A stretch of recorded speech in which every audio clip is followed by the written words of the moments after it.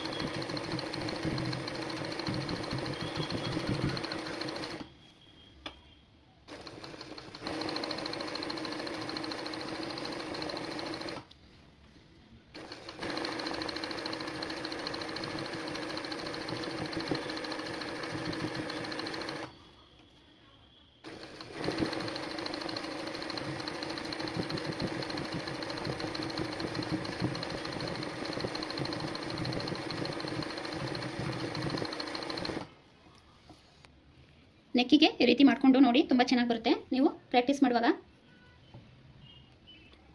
Friends, ನಾನು ಹೇಳಿದ್ದೀನಿ machine ಸ್ವಲ್ಪ ಪ್ರಾಬ್ಲಮ್ ಇದೆ, ಸ್ಟಿಚಿಂಗ್ ಸರಿ ಬರ್ತಾ ಇಲ್ಲ ಅಂತ. ದಯವಿಟ್ಟು ಬೇಜಾರು ಮಾಡ್ಕೋಬೇಡಿ.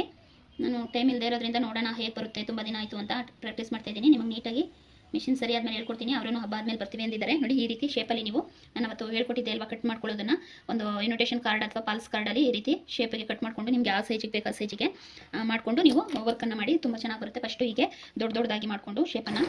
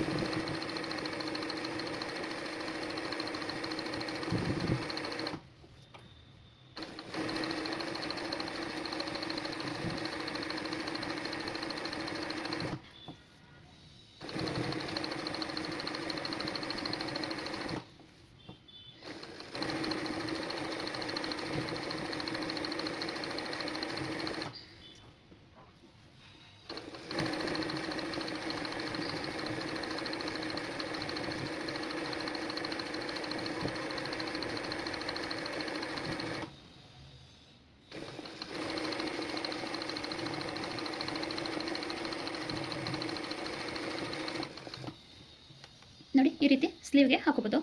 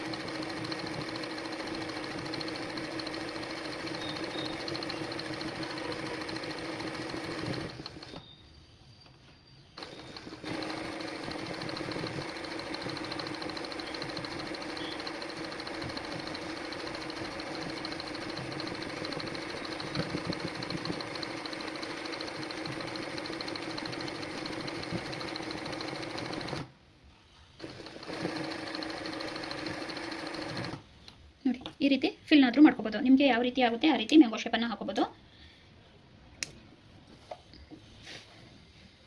ಈ ಥರ ದೊಡ್ಡದಾಗಿ ಕ್ರಿಯೇಟ್ ಮಾಡಿ ಆಮೇಲೆ ಈ ರೀತಿ ಫಿಲ್ ಮಾಡ್ಕೊಳ್ಳಿ. ಆಮೇಲೆ ಬಾರ್ಡರ್ಗೆ ಪ್ರಾಕ್ಟೀಸ್ ಅನ್ನೋದನ್ನು ಮಾಡ್ಕೊಳ್ಳಿ.